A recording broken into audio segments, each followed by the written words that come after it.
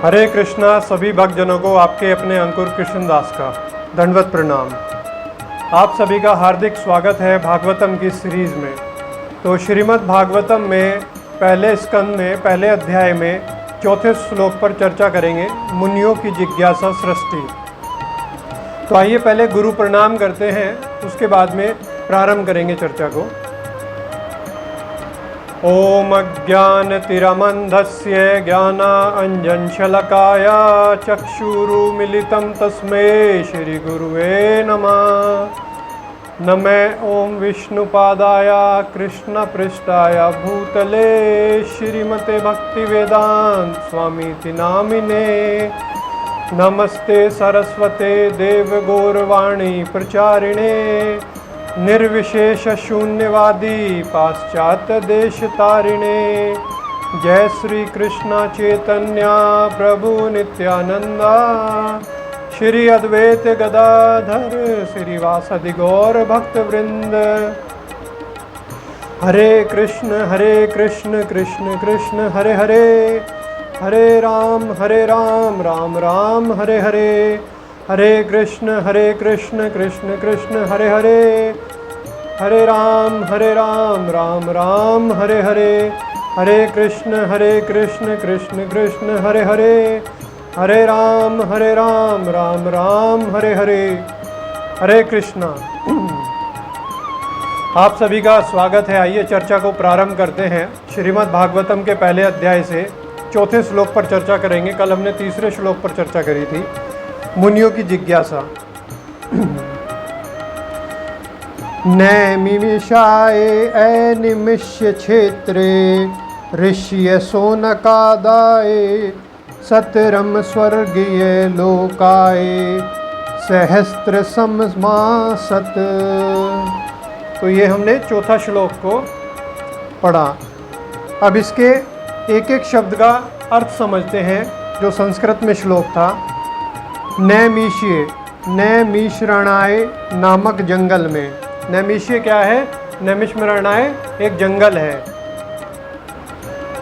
अनिमिष क्षेत्र, विष्णु को। अनिमिष क्षेत्र क्या होगा? विष्णु को, जो पलक नहीं मारते, विशेष रूप से प्रिय स्थल में है। क्या? विष्णु को प्रिय स्थल में है, जो जरा सी भी पलक नहीं मारते हैं। ऋषि, ऋषिगण। शौनक आदि, शौनक आदि। शौनक आदि का क्या मतलब है? शौनक आदि। सत्रम, यज्ञ।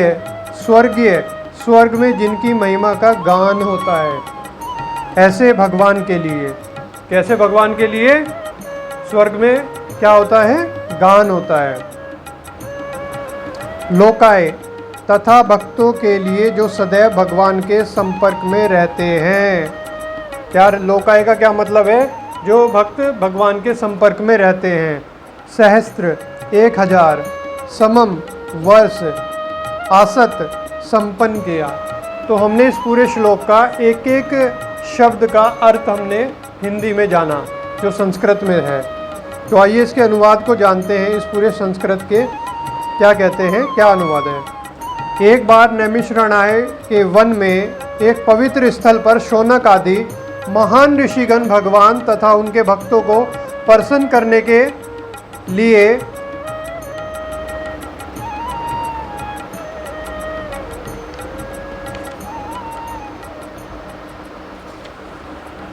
हजार वर्षों तक चलने वाले यज्ञ को संपन्न करने के उद्देश्य से एकत्र हुए। क्या हुआ? एकत्र हुए। अब इसका तात्पर्य जानते हैं, थोड़ा डिटेल में चर्चा करते हैं। पिछले 3 श्लोक श्रीमद् भागवत के उपदोघत के रूप में थे। अब इस महान ग्रंथ का मुख्य विषय प्रस्तुत किया जा रहा है आप सभी भक्तों के सामने, श्रद्धालु जन के सामने। श्रीमद् भागवत प्रथम बार शील सुखदेव गोस्वामी द्वारा सुनाए जाने के बाद अब दूसरी बार नैमिषरणाय में सुनाया जा रहा था। कहाँ पर सुनाया जा रहा था? पहले व्यास देव जी ने किसको सुनाया? श्रीमद् भागवत को। और अब नैमिषरणाय में जंगल में सुनाया जा रहा था श्रीमद् भागवत। वायवीय तंत्र में कहा गया है कि इस विशिष्ट ब्रह्मांड के शिल्पी ब्रह्मा ने एक ऐसे विराट चक्र की कल्पना की। कैसे चक्र की? विराट चक्र, जो अपने आप में बहुत विराट है, जो ब्रह्मांड को चारों ओर से घेर सके। ये पूरा ब्रह्मांड है उसे घेर सके। किसने किया? ब्रह्मा जी ने ऐसे चक्र का उत्पन्न किया। इस विराट चक्र की धुरी एक विशिष्ट स्थान पर स्थित की गई। कहाँ पे? जो धुरी है वो एक पॉइंट पे, विशिष्ट पॉइंट पे स्थापित की गई, जिसे नैमिषारण्य कहते हैं। उस जंगल में इसकी धुरी को स्थापित किया गया। इसी प्रकार से नैमिषारण्य के वन का एक अन्य प्रसंग वराह पुराण में आता है। नैमिषारण्य का कौन से पुराण में आता है? वराह पुराण में आता है, जिसमें यह कहा गया है इस स्थान पर यज्ञ करने से आसुरी लोगों की शक्ति घटती है। जितने भी आसुरी लोग आपके आसपास भी होते हैं, क्या होते हैं? आपके आसपास भी होते हैं आसुरी लोग, जो खराब कृत्य करते हैं, पाप कृत्य करते हैं, उनको आसुरी लोग हैं। जो मदिरा का पान करते हैं, क्या? जो गुटखा खाते हैं, जो सिगरेट पीते हैं, जो सात्विक भोजन नहीं पाते हैं और सात्विक जीवन नहीं चलते और सत्य की राह पर नहीं चलते हैं, गलत कृत्यों में इन्वॉल्व रहते हैं, लगे रहते हैं। तो क्या कहा वराह पुराण में? जिसमें यह कहा गया है कि इस स्थान पर यज्ञ करने से आसुरी लोगों की शक्ति घटती है। अगर हम नैमिषारण्य में अपनी भक्ति करेंगे, वहाँ पे जाके यज्ञ करेंगे, जितने भी आपके आसपास के आसुरी हैं उनकी शक्ति घटेगी। अतः ब्राह्मण लोग ऐसे यज्ञों को नैमिषारण्य में करना श्रेष्ठ समझते हैं। अगर हमें कोई भी यज्ञ करना है, जो ब्राह्मण जाति है, जो ब्राह्मण है, वो कहाँ पे करते हैं? वो नैमिषारण्य में यज्ञ करना पसंद करते हैं, क्योंकि वहाँ पे उसका फल अति उत्तम मिलता है। भगवान विष्णु के भक्त उनकी प्रसन्नता के लिए सभी प्रकार के यज्ञ करते हैं। क्या? भगवान श्री कृष्ण के लिए हर तरीके का यज्ञ उसका भक्त करता है। किसका? श्री विष्णु का, श्री हरि का, श्री कृष्ण का। भक्तगण निरंतर भगवान की सेवा में लगे रहते हैं। जो भक्त होते हैं वो पूरे दिन, चाहे वो जॉब कर रहे हैं, बिजनेस कर रहे हैं, घर पे हैं या स्पिरिचुअल लाइफ जी रहे हैं, तो वो 24 घंटे भगवान की सेवा में लगे रहते हैं। जिस कार्य को वो कर रहे होते हैं उस कार्य को भगवान का कार्य मान के करते हैं कि इसको अगर मैं अच्छे से करूँगा तो भगवान प्रसन्न होंगे। क्या होंगे? प्रसन्न होंगे। क्यों? कार्य तो उन्हीं का है। व्यक्ति तो यहाँ टाइम बाउंड है, कुछ समय के लिए चला जाएगा, वो कार्य फिर भी यहीं रहेगा। तो इसलिए हमें जो भी कार्य करें बड़े अच्छे से करें। जबकि पतित जीव भौतिक सुखों में आसक्त रहते हैं। जो पतित जीव हैं, जिनकी बुद्धि हर ली गई है माया द्वारा, तो वो कहीं में आसक्त हैं? भौतिक सुखों में हैं। बड़े बड़े आलीशान घरों में, बड़ी बड़ी गाड़ियों में, बड़े बड़े खूब सारे पैसे इकट्ठे कैसे करूं मैं, जितने भी भौतिक आसक्ति है उसमें वो लगे रहते हैं और अपने समय को खराब करते रहते हैं। भगवत गीता में कहा गया है कि भौतिक जगत में भगवान विष्णु की इच्छा के अतिरिक्त जिस किसी कारण से कोई भी कर्म किया जाता है, कर्ता के लिए वह और अधिक बंधन का कारण होता है। देखो कितना इम्पोर्टेंट श्लोक है माता जी। प्रभु जी आप भी देखो कैसे कितना इम्पोर्टेंट है। क्या कहा गया है भगवत गीता में? कहा गया है कि भौतिक जगत में भगवान विष्णु की इच्छा के अतिरिक्त अगर कोई मनुष्य है, भगवान विष्णु, भगवान श्री कृष्ण की इच्छा के अलावा किसी और भौतिक कार्य में अगर वो लगा हुआ है, तो वो क्या है? अतिरिक्त किसी कारण से कोई भी कर्म किया जाता है तो कर्ता के लिए वह और अधिक बंधन का कारण बन जाता है। वो उस कारण, जो कार्य वो कर रहा है भौतिक इच्छा के लिए, वो बंधन का कारण बनता है, उसके मोक्ष का कारण नहीं बनता। वो उसमें बंध जाता है, उसे उस कर्मों के भोग का फल भुगतना पड़ता है जैसे वो कर्म कर रहा है। अगर आप विष्णु कृष्ण के लिए कार्य करेंगे तो वो आपके बंधन का कारण नहीं बनेगा। क्या? वो आपको उसके कर्म का भोग भोगना नहीं पड़ेगा जो भगवान के लिए कार्य किया जाता है, श्री भगवान के लिए। इसलिए ऐसा आदेश दिया गया है, सारे कर्म विष्णु तथा उनके भक्तों की प्रसन्नता के लिए यज्ञ रूप में संपन्न किए जाएं। क्या? श्रीमद् भागवतम में, भगवत गीता में क्या आदेश दिया गया है कि भगवान श्री कृष्ण, विष्णु और उनके भक्तों के लिए उनके निमित्त होकर कर्म करना चाहिए, वो आपके बंधन को काट देगा ज्ञान की तलवार से, और आपको उसके कर्म भोग भी नहीं भोगने पड़ेंगे। इससे प्रत्येक व्यक्ति को शांति तथा संपन्नता प्राप्त होगी। क्या होगी? इससे शांति प्राप्त होगी हर व्यक्ति को जब वो भगवान के लिए कार्य करेगा, और प्रसन्नता होगी।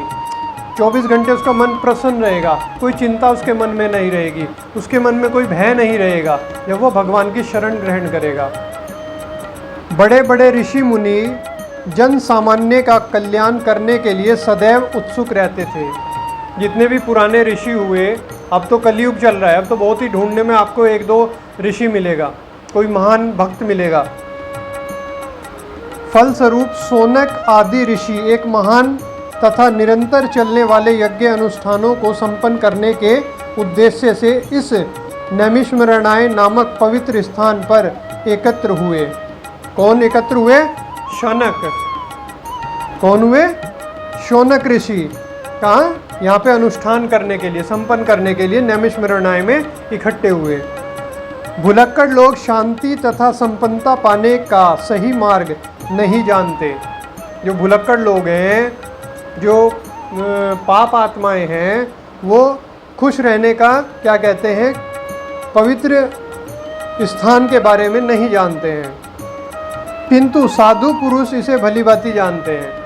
जो जितने भी साधु हैं, भक्त लोग हैं, वो इसको जानते हैं कि नैमिषारण्य में सबसे उत्तम जगह है श्रीमद् भागवतम का श्रवण करना, भगवान के नाम का जाप करना, कीर्तन करना। फलस्वरूप वे समस्त लोगों के कल्याण के लिए ऐसा कर्म करना चाहते हैं। कौन? ऋषिगण, जिसे विश्व में शांति आ सके। अब चारों तरफ पूरे विश्व में कहीं भी उठा लो, हाय तौबा मची हुई है। क्या मची हुई है? हाय तौबा। कहीं भी कोई भी शांति नहीं है किसी भी उधर। अभी यूक्रेन का और इसका क्या कहते हैं, रशिया का युद्ध चल रहा था। अभी आपका हमारे क्या कहते हैं, भारत में नुहू में, राजस्थान नुहू में कितना सारा हिंदुओं को जला दिया गया, और क्या कहते हैं, उसमें तो माता जी थी बस में जिसमें आग लगा दी, कितना सारा वो हुआ, और चारों तरफ आग फैली हुई है। और इस आग को हम कब बुझा सकते हैं? जब हम भगवान की शरण ग्रहण करेंगे, शास्त्र अध्ययन करेंगे, भगवान के नाम का जप करेंगे, और भक्तों का संग करेंगे, और भगवान का दर्शन करेंगे। वे समस्त जीवों के शुभ चिंतक मित्र हैं, और वे व्यक्तिगत कष्ट झेलकर भी समस्त लोगों के कल्याण के लिए भगवान की सेवा में लगे रहते हैं। कौन? जो ऋषिगण हैं। क्या चीज़? जो ऋषिगण हैं वो अपने कष्ट झेलते हुए दूसरों का क्या कहते हैं, भला करना चाहते हैं कि दूसरे को दुख कम से कम मिले। वो जो उसके कर्म भोग हैं, वो कर्म भोग जो ज़्यादा आने हैं उसके पास, वो कम आना शुरू हो जाएंगे जब वो भक्तों की शरण ग्रहण करेगा, भगवान के नाम का जप करेगा, कीर्तन करेगा। भगवान विष्णु एक विशाल वृक्ष के तुल्य हैं तथा देवता, मनुष्य, सिद्ध, चारण, विद्याधर एवं अन्य सारे जीवों सहित बाकी सब इस वृक्ष की शाखाएं, उपशाखाएं तथा पत्तियों जैसे हैं। जो भगवान श्री कृष्ण हैं, जो विष्णु हैं, वो एक वृक्ष की तरह हैं। बाकी जो जातियां हैं वो क्या कहते हैं, आपकी पत्तियों की तरह हैं, टहनियों की तरह हैं। जैसे हम वृक्ष देखते हैं ना, उसमें टहनी होती है, फिर पत्तियां होती हैं, पत्तियां भी कई सारी होती हैं अलग अलग तरीके की। इस तरीके से यदि वृक्ष की जड़ को पानी से सींचा जाए तो वृक्ष के सारे भागों का स्वयमेव पोषण हो जाता है। अगर आप वृक्ष की पत्तियों पर पानी डालेंगे तो हर पत्ती पर पानी नहीं पहुंच पाएगा। अगर आप वृक्ष की जड़ में पानी डालेंगे तो जितनी भी टहनी हैं, पत्तियां हैं, उनमें अपने ऑटोमेटिकली अपने आप जल वहाँ पर चला जाएगा। तो इसी तरह भगवान विष्णु हैं। अगर आप भगवान विष्णु की आराधना करते हैं, कृष्ण की आराधना करते हैं, कृष्ण को भजते हैं, भक्ति करते हैं, तो जितने भी देवी देवता हैं उनकी पूजा स्वयं हो जाती है, अपने आप ऑटोमेटिकली हो जाती है। क्यों? जो देवतागण हैं वो भगवान श्री कृष्ण के निमित्त कार्य कर रहे हैं। उनकी उत्पत्ति भगवान श्री कृष्ण से हुई है, विष्णु से हुई है। तो हमें क्या करना है? हमें भगवान श्री कृष्ण को पकड़ना है और अपने आप सभी देवी देवता क्या कहते हैं, खुश हो जाएंगे। लेकिन हमारे मन में थोड़ा भय रहता है, अगर मैं गणेश जी की पूजा नहीं करूँगा तो वो नाराज़ हो जाएंगे। अगर मैं दुर्गा माता की पूजा नहीं करूँगा तो दुर्गा माता नाराज़ हो जाएंगे। अगर मैं शनिदेव की पूजा नहीं करूँगा तो शनिदेव नाराज़ हो जाएंगे। ये वृक्ष की पत्तियों की समान है। अगर आप कृष्ण के चरणों को पकड़ेंगे, विष्णु के चरणों को अगर आप पकड़ते हैं तो आपका नैया पार हो जाएगी और सबकी पूजा अपने आप हो जाएंगी और वे आपको सपोर्ट करेंगे, कृष्ण के समीप ले जाने की कोशिश करेंगे, जितने भी देवी देवतागण हैं। केवल उन शाखाओं तथा पत्तियों का पोषण नहीं होता जो वृक्ष से अलग हो जाए, वे निरंतर सींचते रहने पर भी धीरे धीरे सूख जाते हैं। जो केवल पत्तियों पे पानी डालता है, वृक्ष की जड़ को नहीं सींचता, तो वे पत्तियां सब सूख जाती हैं। इसी प्रकार जब यह मानव समाज अलग हुए शाखाओं तथा पत्तियों की तरह भगवान से रहित हो जाता है तो उसकी सिंचाई पोषण नहीं की जा सकती, और जो ऐसा करता भी है वह अपनी शक्ति तथा साधनों का अपव्यय करता है। जो भगवान की शरण ग्रहण नहीं करता है तो वो नष्ट होता चला जाता है, गर्त में फंसता चला जाता है। क्या उस गर्त से वो बाहर नहीं निकल पाता? क्यों? क्योंकि अगर आप किसी शराब पीने वाले व्यक्ति से मिलेंगे, अगर आप शराब नहीं पी रहे हैं और क्या कहते हैं, आप 2-3 दिन 4 दिन उसके पास बैठना शुरू करेंगे तो आप भी एक दिन शराब पीना शुरू कर देंगे। अगर किसी चोर के साथ अगर आप जा रहे हैं तो आप 1 दिन नहीं करेंगे, 2 दिन नहीं करेंगे, लेकिन एक दिन आपके मन में उसी तरीके के विचार आने शुरू हो जाएंगे और आप भी एक दिन गर्त में चले जाएंगे। आधुनिक भौतिकतावादी समाज परमेश्वर से अपना संबंध तोड़े हुए है। जितने भी यहाँ पे पृथ्वी पे ब्रह्मांड में मनुष्य योनि है, उन्होंने क्या किया, भगवान से अपने संबंध को भूल गए हैं। और आजकल तो ऐसा वेस्टर्न कल्चर चल रहा है हिंदुस्तान में, हमारे इंडिया में, कि अब तो मंदिर जाना पसंद ही नहीं करते। छोटे छोटे कपड़े पहनकर हमारी जो बहनें हैं, कुछ माताएं हैं, इस तरीके से जाते हैं। तो ये हमारा संस्कृति नहीं है, हमारे समाज की ये संस्कृति नहीं है। हमारे समाज की संस्कृति है भाई अपना तन नहीं दिखाना, हमें सूट पहनना है, साड़ी पहननी है और भगवान की आराधना करनी है। अपने माथे पे, अपने शीश पे तिलक लगाना है, वैष्णव तिलक लगाना है भगवान श्री कृष्ण का, और माला करनी है, कीर्तन करना है, अच्छी संगति करनी है, भगवान के समक्ष उनकी शरण ग्रहण करनी है, उन्हें सरेंडर करना है। लेकिन वो परमेश्वर से जिस दिन वो अपना संबंध जोड़ना स्टार्ट करेंगे तो उनके घर में खुशहाली आ जाएगी। ऐसा नहीं है कि ज़्यादा लक्ष्मी आएगी जब ही हमारा परिवार चलेगा। आप छोटी सी लक्ष्मी में भी खुश रहकर भगवान की शरण ग्रहण कर कर अपने जीवन पूरा यापन कर सकते हैं और कोई परेशानी नहीं होगी, कोई टेंशन नहीं होगी, हमेशा आप कोई बीमारी नहीं होगी और हमेशा मुस्कुराते रहेंगे आप। उसकी सारी योजनाएं जो नास्तिक नेताओं द्वारा तैयार की जाती है वे पग पग पर विफल होंगी, यह निश्चित है। और फिर भी वे जगने का नाम नहीं लेते। जितनी भी वो गलत धारणाएं, गलत योजनाएं बनाते हैं नास्तिकवादी लोग, जो भगवान से अपने संबंध को भूल गए हैं कि हमारे परम पिता परमेश्वर कौन है, उनसे हमारा क्या संबंध है, तो उनकी जितनी भी वो योजना बनाएंगे उनकी पग पग पग पग धरातल हो जाएंगी, कोई भी कारगर नहीं होंगी। अगर किसी की कारगर हुई भी तो उसमें जो पिछले जन्मों में उसने पुण्य कर्म करे हैं, भगवान को याद रखा है, तो वो उसके पुण्य अभी कार्य कर रहे हैं, लेकिन वो आगे जो जीवन उसे मिलेगा वो सारा नष्ट हो जाएगा। इस युग में जागृति लाने की निर्दिष्ट विधि भगवान के पवित्र नामों का सामूहिक कीर्तन करना, नगर नगर में, शहर शहर में, गली गली में, देश में, विदेश में इकट्ठा होके कीर्तन करना भगवान के नाम का। क्या कीर्तन करना? हरे कृष्णा कृष्णा कृष्णा हरे हरे, हरे राम राम राम हरे हरे। नाचना, नृत्य करना भगवान के लिए, अपने लिए नहीं, अपनी इंद्रिय तृप्ति लिए नहीं, सामने वाले को दिखाने के लिए नहीं, भगवान को दिखाने के लिए, उन्हें प्रसन्न करने के लिए। क्यों? जब उनका भक्त नृत्य करता है, उनके नाम का गुणगान करता है तो वो अति प्रसन्न होते हैं और भक्त की जीवा पर नृत्य करना शुरू कर देते हैं भगवान श्री कृष्ण। आप एक बार कर तो देखिए। क्यों माता, क्यों प्रभु जी? भगवान श्री चैतन्य महाप्रभु ने इसकी विधियों तथा साधनों को अत्यंत वैज्ञानिक ढंग से प्रस्तुत किया है।